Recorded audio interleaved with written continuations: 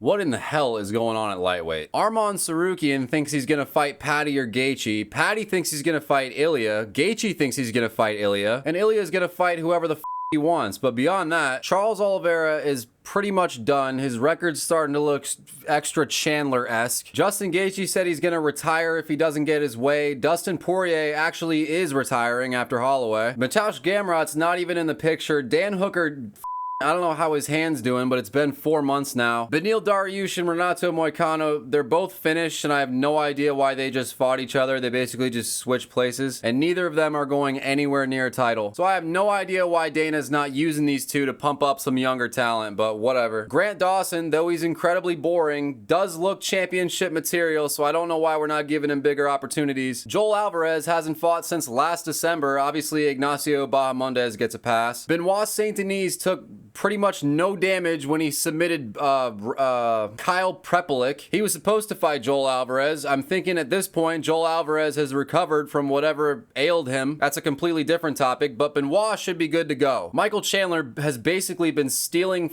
opportunities from the young since he joined this organization. Islam Makhachev, obviously. Fares Ziam can't get a big fight to save his life. He's on a 5-fight win streak. Ludovic Klein, he had his shot. Fair enough, he lost. Nasrat Haqparast had a fight of the night performance against Esteban Ribovic like 4 months ago. That makes 5 in a row now. And then you get to Mateusz Rebecki. You got to go all the way to number 21, excluding the guys who just fought and excluding Dustin Poirier. You got to go all the way to number 21 before you got a fight scheduled. What are we doing? Why are we letting Justin Gaethje make demands? He's fought 6 times in the last 5 years, and he's 36 years old. First of all, it's time to hang it up. Second of all, you shouldn't be allowed to make demands. Paddy the Baddy, like it or hate it, he's getting a title shot.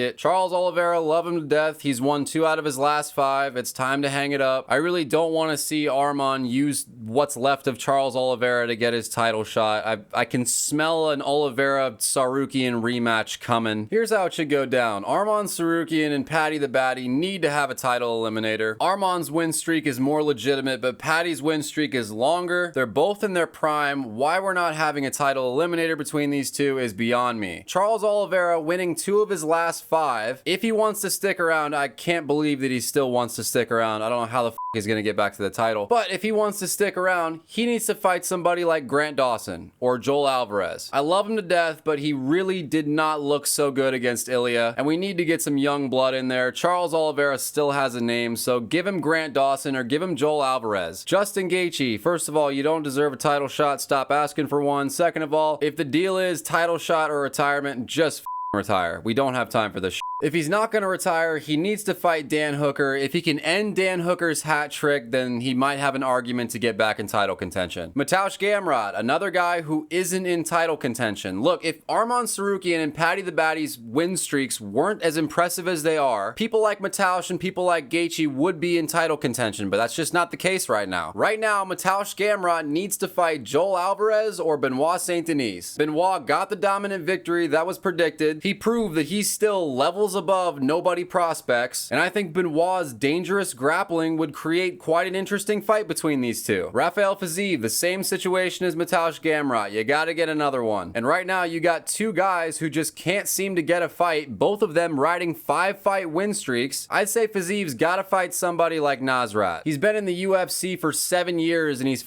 29 years old. He had a lot of inconsistent results early, but he was 22 years old. How the can you blame him? He's riding 5 really good wins in a row. Let's give him a big opportunity in Rafael Fiziev. And finally, if we're gonna let Michael Chandler continue to clog the top 15, we're gonna give him to Fares Ziam. Just like Nasrat, Fares is riding a 5-fight winning streak. He deserves a big name, and Michael Chandler needs to be returned to off-putting fatherhood sooner rather than later. Yeah, definitely not finally. There are other problems here. That's all just the weird shit going on within the rankings, but outside the rankings, things are just as weird. Bobby Green fighting Diego Ferreira is the most sensible fight out of all of these. Number 1, Manuel Torres just came off of a fantastic first-round knockout of Drew Dober. Didn't take a bit of damage from that, and that was in March. Beyond that, Chase Hooper, another guy who's riding a 5-fight winning streak, 3 of which are finishes. He's fighting Alexander Hernandez, a guy who's not even in the top 50. Chase has everything to lose from this and nothing to gain. Obviously, Alexander Hernandez is riding a 2-fight win streak, but you got Mauricio Rufy right here. If you want to pit two young savages against each other, Mauricio Rufy versus Chase Hooper is pretty exciting, eh? Chase Hooper is low-key becoming one of the most dangerous grapplers in lightweight. Mauricio Rufy is Brazilian Conor McGregor. How cool would that matchup be? No, Chase Hooper is fighting Alexander Hernandez, and Mauricio Rufy, he didn't take any damage when he butt Bobby Green, and that was like 4 months ago. Still have no idea when he's fighting next. Drakkar Klose versus Edson Barbosa. Well, this is where you go to Irrelevant Town. I don't know if they're waiting on Manuel Torres versus Rufy or Nasrat Hakparas versus Rufy. I'm not sure what they're gonna do with that, but the fact is, dude, it's a ghost town. What's that Call of Duty 4 thing? 50,000 people used to live here.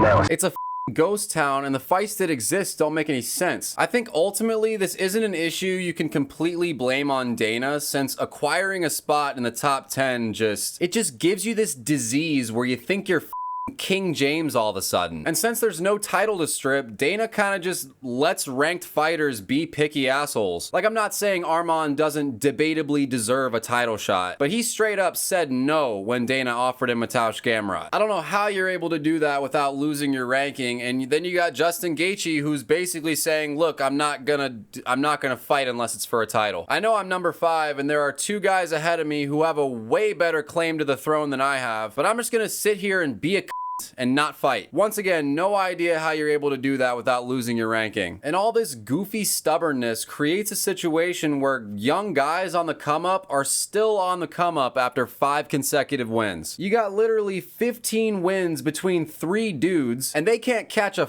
break because the top contenders refuse to fight anyone besides each other. Also, Gaethje's been given 2 shots at the title. He got choked out both times. It's not like this is his last chance to be something. He was given his chance twice, and he unfortunately was not good enough. And as for the rest of the division, don't be a Gaethje. Fight.